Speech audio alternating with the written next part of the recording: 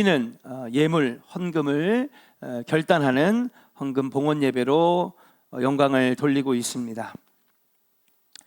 1993년부터 97년까지 주한 미국 대사를 지냈던 제임스 레이니가 미국의 애틀란타에 있는 에모리 대학의 교수로 재임할 때 일입니다. 그는 건강을 위해서 날마다 걸어서 출퇴근을 했다고 합니다. 그러던 어느 날 출근길에 벤치에 쓸쓸히 혼자 앉아있는 노인을 보면서 저분에게 좀 다가가 말을 좀 건네야 되겠다. 그래서 말을 건넵니다.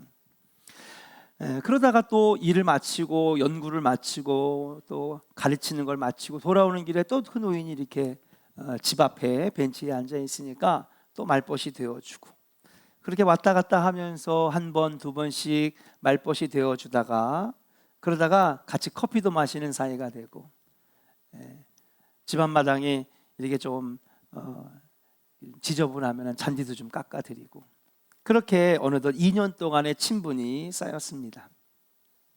어느 날 출근길에 노인이 안 계시길래 안부가 궁금해서 문을 딱 두들기면서 안 계세요? 그러니까 처음 보는 사람이 앞에서 딱 나오는 거예요.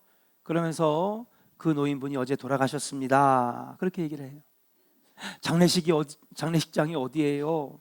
하고 장례식장을 찾아갔는데 깜짝 놀랐습니다. 어마어마한 인파가 장례식 하나를 다 차고도 모자란 거예요. 근데 보니까는 막 재무장관도 와 있고, 나라의 국방장관도 와 있고, 어마어마한 나라의 주요 요직들의 사람들이 막 모여 있는 거예요. 깜짝 놀랐습니다. 알고 봤더니 이 노인은 코카콜라를 창업한 창업주였어요. 회장의 자리 일선에서 물러나 한가로운 노년 생활을 보내고 있었는데 홀로, 그것도 아주 평범한 집에서 아주 평범하게 보내니 그 노인이 그렇게 대단한 사람인 줄을 몰랐던 것이죠. 그 코카콜라 그거 별거 아닌 거 아니야? 여러분, 코카콜라는 국경도 없고 장벽도 없고, 안 들어가는 나라가 없고, 아프리카에서는 생수 500ml보다 코카콜라가 더 싸고, 공산주의 국가도 들어가고 알래스카도 들어가고, 여러분, 국경을 허무는 게 코카콜라입니다. 어마어마한 돈, 물과 설탕으로 만든 그 검은 음료가 어마어마한 돈을 창출해내지 않습니까? 알고 봤더니 그는 자신의 소유를 다른 사람들에게 다 나눠주고 환원시키고 사회에 기부했는 거예요. 근데 유언장에 보니까 자기에게 작은 친절을 베풀어준 내 친구 레이니에게 나의 유산 가운데 코카콜라 주식 5%를 주겠다고 1988년, 89년쯤에 준 거예요. 주식 5% 당시 한화로 2조 7,500억. 지금의 2조도 큰 돈이잖아요. 40년 전의 2조는 말도 안 되는 어마어마한 돈입니다. 이 5%가 있으면 주주총회에 가서 자기의 의견을 마음껏 주장하고 얘기를 해도 누가 뭐라 할 사람이 없는 상당한 영향력을 발휘할 수 있는 주식이 바로 코카콜라의 5% 주식이었어요. 그 주식을 받은 레이니는 자신의 재산으로 삼을 수도 있었지만 그는 이 노인의 아름다운 그 마음에 감동해서 나도 좋은 일을 좀 하면 안 될까? 자신이 학생들을 가리키는 에모리 대학에다가 이 2조 7,500억 원을 다 갖다가 전에 기부합니다. 이를 토대로 에모리 대학은 세계적인 대학이 되었어요. 제가 정확하게는 모르지만 미국에서 가장 뛰어난 의대는 존스 홉킨스 대학이고 2위가 에모리 대학입니다. 이때 의대가 생기고 원래부터 신학대학으로 시작했지만 세계적인 명문대학, 세계적인 감리교 대학으로 거듭나게 되었어요. 한 노인의 검소한 삶은 사람들에게 선한 영향력을 끼쳐서 세상이 어떻게 변화될 수 있는지를 보여주는 그 노인이 레이니에게, 레이니가 또 다른 많은 젊은 대학생들에게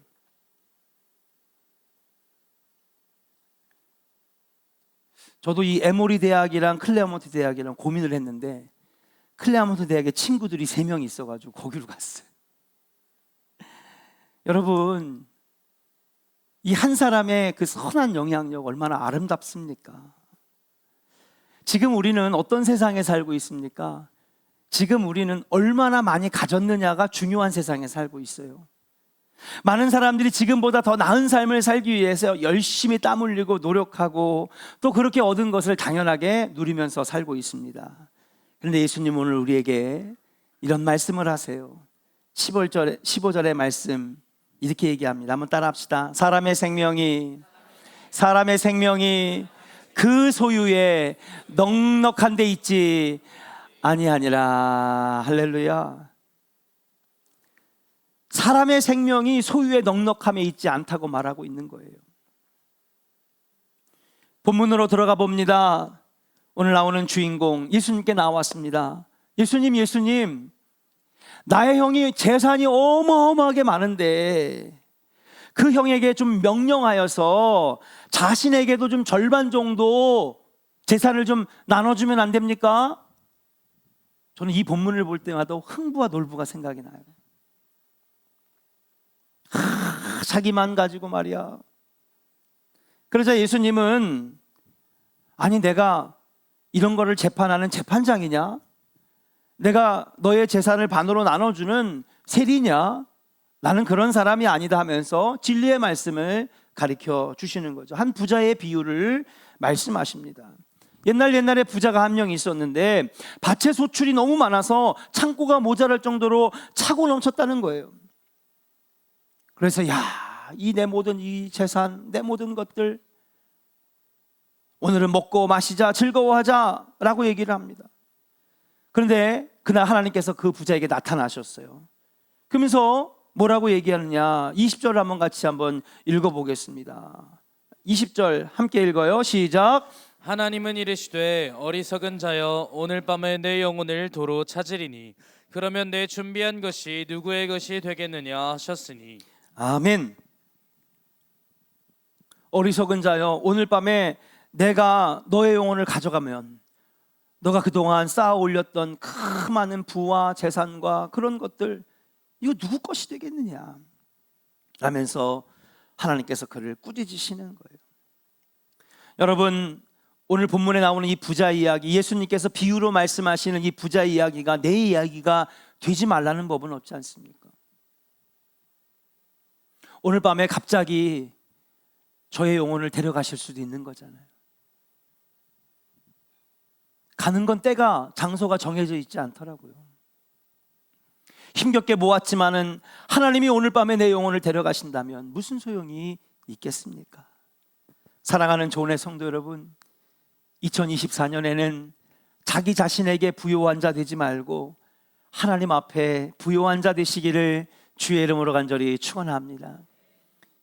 육신의 살만 찌우는 2024년이 아니라 영혼이 잘 되는, 영혼의 살이 찌워지는 우리 조은의 백성들 되기를 주의 이름으로 간절히 축원합니다. 내 욕망의 소리에, 내 이기심의 속삭이에 귀를 기울이지 말고 이제는 하나님께 대하여 가장 부요한 사람이 될 수 있었으면 좋겠습니다. 하나님 앞에 부요한 자가 되면 하나님이 여러분들의 삶에 놀라운 복으로 채워주실 것이고, 하나님 앞에 인색하지 아니하고 하나님 앞에 부요한 자가 되면 그때부터 2024년은 놀라운 기적으로 하나님께서 채워주실 줄로 믿습니다. 여러분, 이 고백을 우리가 지난번 부흥회 때 박순애 전사님 강사를 통하여 4일 동안 들었잖아요. 놀랍지 않습니까? 하나님께서 감동 주시니까 주저하지 않고 아멘, 순종하겠습니다. 그러니까는 이미 놀라운 복을 주셨는데 그거 다 포기하고 내려놓고 하나님 말씀에 순종하고 믿음으로 나아가니까, 드리니까 더 큰 걸 하나님 채워주시는, 삶으로 증명해내는 이야기를 우리가 4일 동안 들었잖아요. 그 하나님 지금도 역사하시고 살아계신 줄로 믿습니다. 저는 우리 조원교회 성도들이 이 하나님 만났으면 좋겠습니다. 자, 그렇다면 오늘 어떻게 해야 하나님 앞에 우리가 부요한 자가 될 수 있을까? 어떻게 해야 놀라운 기적으로 여러분 채워가는 성도들이 될 수 있을까? 함께 세 가지로 은혜를 나눠보고자 합니다. 첫 번째, 한번 따라합시다. 탐심을 버려야 합니다. 뭐를 버려야 한다고요? 탐심을 버려야 한다고요. 마귀와 사탄은 우리가 하나님 앞에 부요한 사람이 되지 못하도록 우리를 가로막고 방해합니다. 잘 알아야 됩니다. 우리에게 세상 물질이 더 중요해, 육신의 부요함이, 풍성함이 더 중요해 라고 와서 속삭이는 거예요.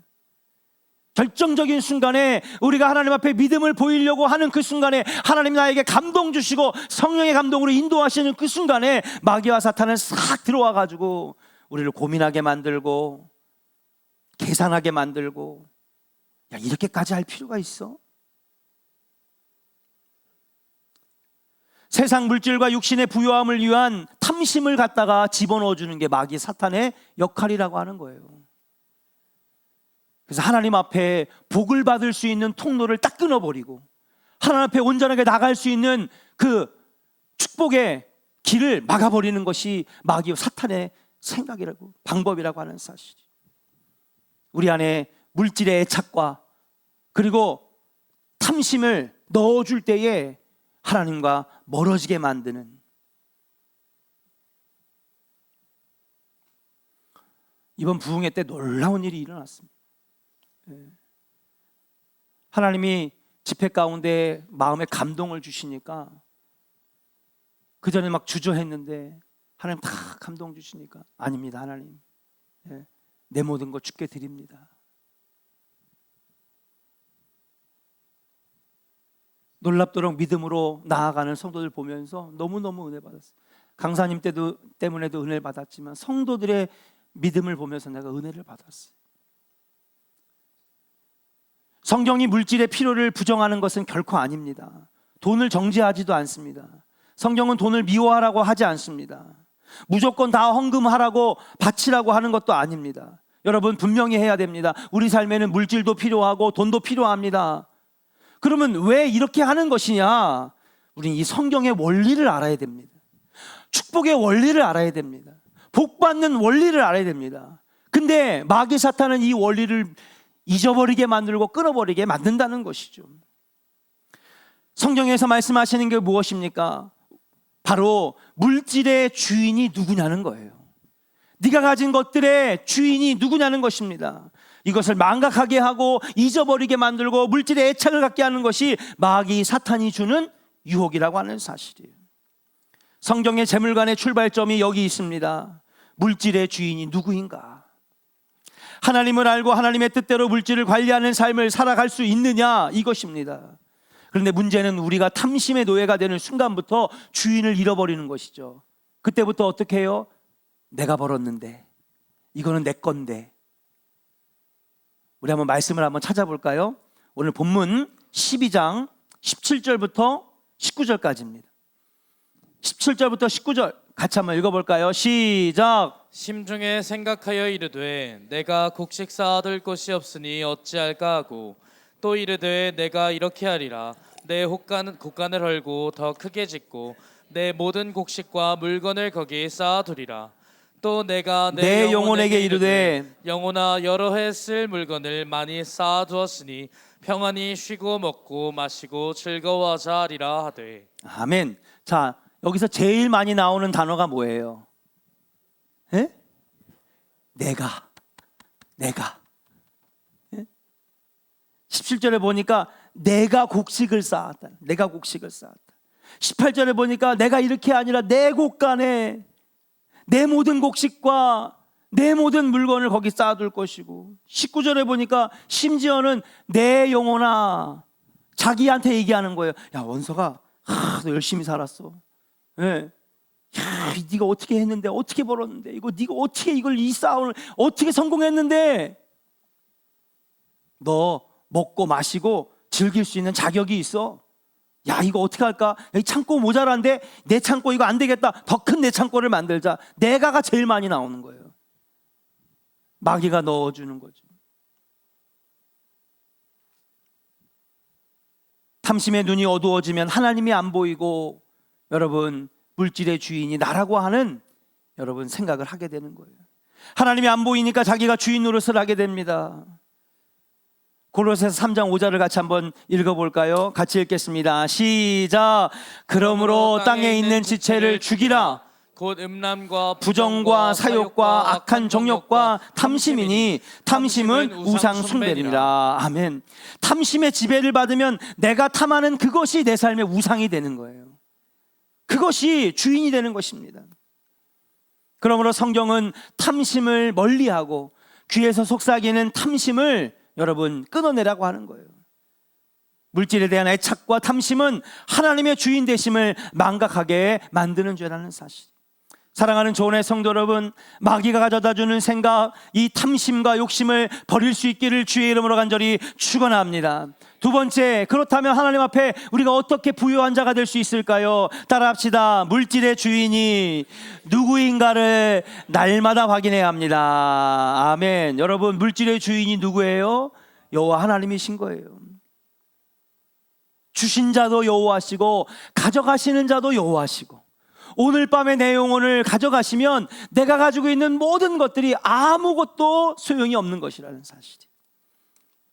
그래서 우리는 날마다 내가 가진 모든 것은 내 것이 아니라 주님의 것이라고 하는 것을 매일마다 확인해야 되는데, 문제는 뭐냐 하면 이것을 확인하지 못한다는 사실이에요.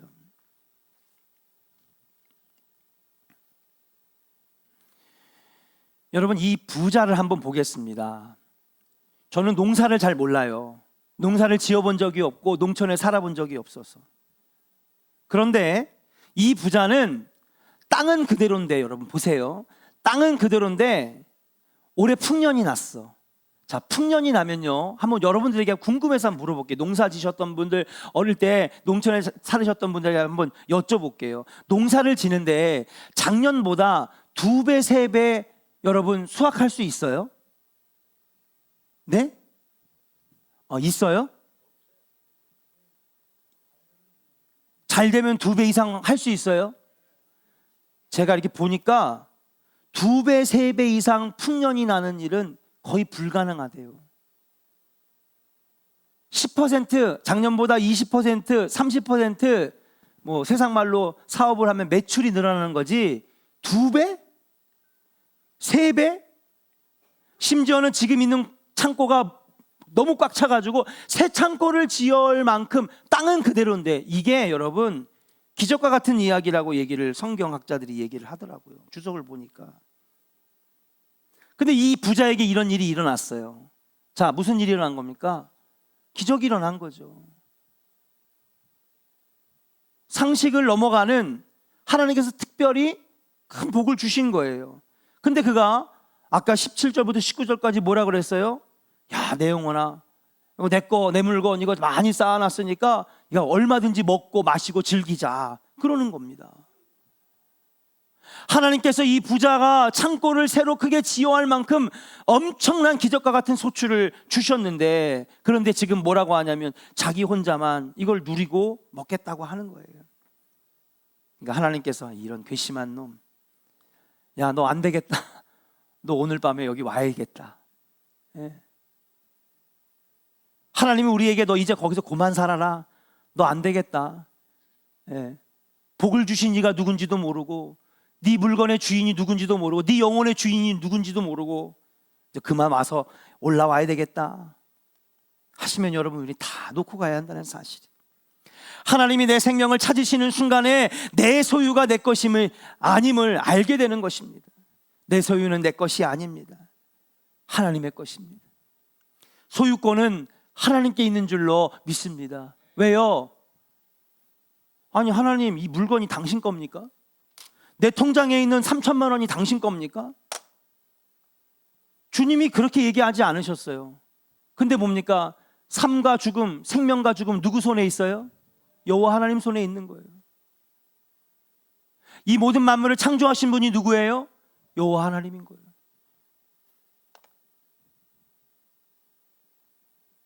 우리는 깨달아야 됩니다. 소유권은 하나님께 있는 것입니다. 내 인생도 내 것이 아닙니다. 내가 주인이 아닙니다. 하나님 것이고 하나님이 내 인생의 주인인 줄로 믿습니다. 내 돈도, 내 차도, 내 집도, 내 자녀도, 내 성공도 하나님이 주신 것이라고 하는 거예요. 사랑하는 조은의 성도 여러분, 내게 주신 모든 것들 다 주님이 주신 것이라고 하는 믿음 가지고 날마다 물질의 주인이 누구인지를 깨닫고 마음에 새기고 사는 성도들 되기를 주의 이름으로 간절히 축원합니다. 한번 따라합시다. 내 인생도 주님의 것, 내 모든 것들도 하나님의 것. 따라합시다. 소유권은 하나님께 있습니다. 아멘. 그래서 예수님은요, 여러분, 1달란트, 2달란트, 5달란트 비유, 일꾼의 비유, 추수꾼의 비유를 계속해서 말씀하신 이유가 뭐냐 하면 이 땅에 여러분 보물을 쌓아두지 말라고 하는 하나님의 말씀, 너의 생명의 주인이 누구인지를 깨달으라고 하는 말씀, 마음에 새기고 살라고 우리에게 주신 말씀이라고 하는 사실이에요. 그럼 마지막, 이걸 날마다 우리가 물질의 주인이 누구인지, 진짜 왕은 누구인지를 알고 살아야 되는데 문제는 이것을 자주 잊어버린다는 거예요. 은혜 받고 성령 충만할 때는 아멘 맞습니다, 아멘 맞습니다 하지만은 살아가면서 인생이 어려워 보세요. 물질에 쫓겨 보세요. 사업이 안 돼 보세요. 하나님이 내 삶의 주인임을 인정하기가 어려운 거예요. 살아가는 중에 이 사실을 자주 잊어버립니다. 왜요? 인간은 망각의 동물이거든요. 그리고 옆에서 마귀 사탄이 계속해서 물질에 대한 탐심을 집어넣어 줍니다. 애착을 집어넣어 줍니다. 그래서 내 삶의 모든 것들의 주인이 하나님임을 잊어버리게 합니다. 그래서 우리는 탐심을 버리고 모든 만물과 내 소유의 주인이 하나님임을 매일같이 확인해야 되는 것인 줄로 믿습니다. 자, 그럼 어떻게 확인할 수 있을까요? 날마다 하나님 나의 왕이십니다. 이 내 모든 것도 하나님 주셨습니다. 하나님 내 삶의 주인은 당신이십니다. 이걸 날마다 확인해야 되는데 이 날마다 확인하는 장치를 하나님께서 우리에게 주셨다는 거예요. 여러분 그게 뭔지 아십니까? 따라합시다. 규칙적인 예배 생활과 헌금 생활. 아멘. 예배가 뭔지 아십니까? 앉았다가 일어났다가 주기도문 외우고 사도신경하고 찬송가 외장하고 성가대 특성 언제 들어가고 조명이 어떻게, 이게 예배가 아니에요. 예배의 본질은 무엇입니까? 예배는요, 하나님이 내 인생의 최고의 가치임을 여러분 선포하고 찬양하는 것이 예배인 줄로 믿습니다. 만약에 그런 어떤 과정이 없다면 우리는 그냥 형식적인 예배일 수밖에 없는 거예요. 여러 번 설교 때도 말씀드렸지만 예배가 영어로 월십인데, 월십이 뭡니까? worth, 가치. 너 인생의 최고의 가치가 누구냐는 거예요. 하나님입니다. 그걸 하나님 앞에 보내드리는 거예요. 뭐로? 찬양으로 보내드리고 기도로 알려드리고 예배를 통하여 여러분 신령과 진정을 하나님 앞에 고백하는 것이 그게 예배인 거예요. 그게 하나님 받으시는 예배, 살아있는 예배.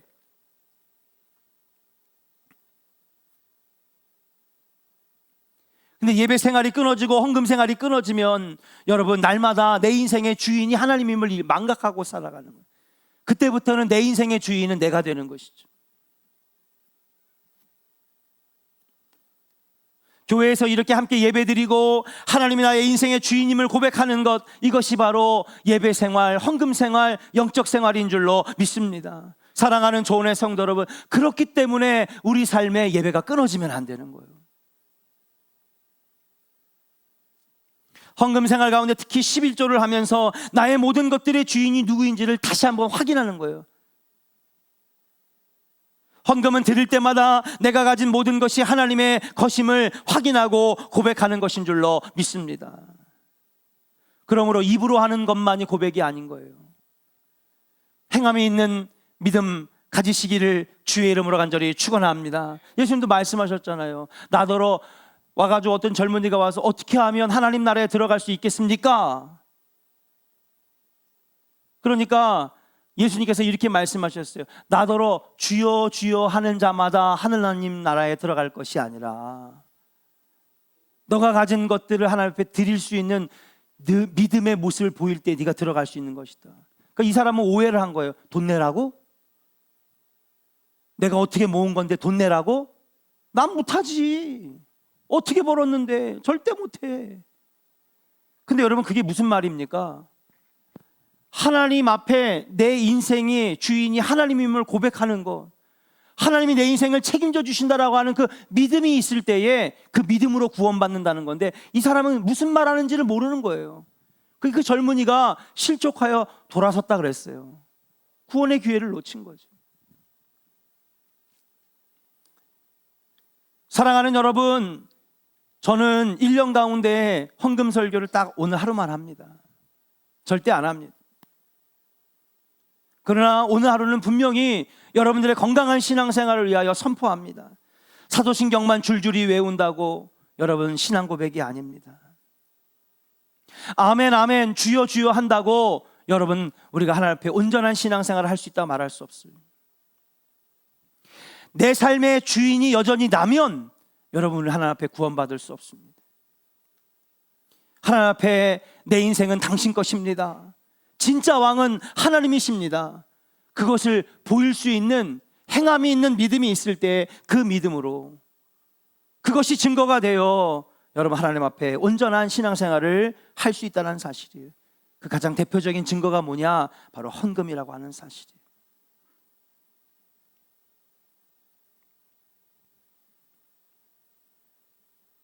어떤 분들은 그런 얘기를 해요. 오해를 하시는 거예요. 마치 아까 얘기했던 예수님께 찾아와서 어떻게 구원받을 수 있겠습니까? 물어봤던 사람처럼 많은 사람들이 교회에 오해를 합니다. 또 돈 얘기야. 또 헌금 얘기야. 딴 교회 가야 되겠다. 아닙니다. 오늘 하루는 분명히 말씀드릴 수 있어요. 그것이 축복을 받는 비결이고 하나님 만나는 비결이고. 아멘입니까? 여러분들도 알잖아요. 저 사람은 말만 잘해. 근데 행동으로 보여주는 게 없으면 여러분 가까이 합니까? 안 하잖아요. 하나님도 마찬가지예요. 야, 너는 진짜 말만 잘하는구나. 너는 그냥 입으로 아멘만 잘하는구나. 아브라함이 왜 믿음의 조상이 됐습니까? 아브라함의 인생을 아무리 살펴봐도 찌질하기 극이 없는 사람이에요. 부인을 팔아먹으려고 했고요. 여러분, 하나님의 약속도 못 믿었고요. 여기저기 가서 실수하고 넘어지고 아주 엉망진창 실수투성이었는데 왜 아브라함이 믿음의 조상이 되었을까요? 하나님 마음 주셨을 때, 하나님이 명령하셨을 때에 누구를 바쳤어요? 이삭을 바쳤어요. 얼마나 갈등했겠습니까? 속으로 얼마나 계산했을까요? 주님 마음 주셨는데, 주님이 감동 주셨는데 거기서 주판을 두드리고 계산기를 두드리고. 아브라함은 그러지 않았어요. 주님 말씀하시니 내가 순종합니다. 믿음의 행위를 보일 때에 아브라함은 믿음의 조상이 되었는 줄로 믿습니다. 사랑하는 좋은 성도 여러분, 하나님은 이걸 보시는 거예요. 여러분들이 하나님 앞에서 계산하면 하나님도 여러분들에게 복을 가지고 여러분 앞에서 계산하시는 거예요. 줄까 말까. 여러분들이 하나님 앞에서 계산기를 두드릴 때 하나님도 여러분 앞에서 계산기를 두드리는 거예요. 줄까 말까. 지난번 강사님을 보니까 저도 많이 은혜를 받았어요. 어떻게 저런 인생이 있을 수 있을까. 우리 80대 90대 노인분들도 그렇게 얘기하시더라고요. 6.25를 겪고 일제시대를 겪어도 난 그렇게 안 살았다고. 근데 어떻게 저렇게 80년대에 저렇게 살 수 있을까. 근데 하나님 앞에 아브라함과 같은 믿음의 모습을 보이니까 그의 인생을 쫙 책임져 주시는 놀라운 몫을 우리가 삶으로 증명해낸 것을 우리가 봤잖아요. 사랑하는 조은의 성도 여러분, 2024년 아니 우리 믿음 생활이 끝나는 날까지 하나님 앞에 부요한 자 되시기를 주의 이름으로 간절히 축원합니다. 그러면 하나님도 여러분들에게 부요한 분이 되어 주실 거예요. 여러분의 삶을 부요케 하실 줄로 믿습니다. 다윗도요, 여러분 실수투성이 엉망진창 가는 곳마다 실수하는 사람이었어요. 아브라함하고 똑같아요. 완벽한 사람이 아닌데 하나님은 그에게 너는 내 마음에 합한 자라고 그랬습니다. 왜인지 아십니까? 다윗은요, 믿음의 고백과 믿음의 행위가 있었거든요. 시편 23편의 고백이 대표적인 게 아닐까 생각합니다. 한번 같이 시편 23편 4절까지 한번 읽어볼까요? 한번 선포합시다. 시작. 여호와는 나의 목자시니 내게 부족함이 없으리로다. 할렐루야. 주님이 나의 목자가 되시면 아무것도 필요 없다는 거예요. 난 부족하지 않다는 거예요. 2절입니다. 시작. 그가 나를 푸른 풀밭에 누이시며 쉴만한 물가로 인도하시는도다. 3절입니다. 내 영혼을 소생시키시고 자기 이름을 위하여 의의 길로 인도하시는도다. 내가 사망의 음침한 골짜기를 다닐지라도 해를 두려워하지 않을 것은 주께서 나와 함께 하심이라. 주의 지팡이와 막대기가 나를 안위하시나이다. 아멘. 할렐루야. 다윗에게는 이런 믿음의 고백이 있었고 이 고백을 풀어내는 행위가 있었다는 사실이에요. 하나님 한 분만 있으면 된다는 거예요. 지난번에 강사님 다녀가신 다음에 많은 분들이 책을 샀는데 책은 더 놀랍다는 거예요. 모진 그 고난을 아버지에게 매맞고 사람들에게 매맞고 나중에 남편한테도 매맞고 그래도 하나님 복을 주셔서 순종할 때에 진짜 강남에 어마어마한 11층짜리 빌딩을 8층짜리인가 빌딩을 짓고 그냥 앉아만 있어도 하루에 550만 원씩 여러분 수입이 들어오는 놀라운 축복을 주셨는데 하나님 그거 다 놓고 떠나라고 하시니까 하나님 이제 어떻게 살아요? 앉아만 있어도 매일 500만 원씩 벌었는데 그러더니 하나님께서 순종하라고 하시니까 마음에 감동 주시니까 다 순종하니까 그 뒤에 어떻게 됐어요? 책이 대박이 나가지고 방송으로 그 다음에 하나님께서 영혼들 살피라고 요양원도 주시고 지금까지 자기는 11조가 350만 원 이 야를 떨어져 본 적이 없다잖아요. 하나님 한 분만 있으면 된다는 거예요. 사랑하는 여러분, 저와 여러분들 올 한 해 하나님 한 분이면 됩니다. 이 신앙이 있기를 주의 이름으로 축복합니다. 해보세요. 이번 부흥회 때도 여러분 많은 갈등이 있어요. 이렇게까지 할 필요가 있을까? 마귀가 갖다 주는 생각이죠. 축복을 받는 바로 그 문턱 앞에서 마귀는 우리의 마음을 흔들어 놓는 거예요. 아니야, 무슨 소리야? 어떻게 네가 벌었는데? 어떻게 네가 쌓아 올린 성공인데? 그럼 오늘 주님은 분명히 말씀하십니다. 먼저 그의 나라와 그의 의를 구하면 아버지가 자녀들의 필요한 것들을 다 아시듯이 주님은 이미 여러분들의 필요한 것들을 다 알고 계시는데 주님이 내가 너의 인생을 책임지겠다. 사랑하는 여러분, 하나님 앞에 가장 부요한 자가 되어서 이 복을 누리는 우리 조은의 성도들 되기를 주의 이름으로 간절히 축원합니다. 여러분들이 하나님 앞에 부요한 자가 되면 하나님이 여러분의 인생을 부요케 하신다라고 하는 이 믿음 가지고 2024년에는 여러분 많은 기적의 한 해를 만들어가는 우리 조은의 성도들 되기를 주의 이름으로 간절히 축원합니다.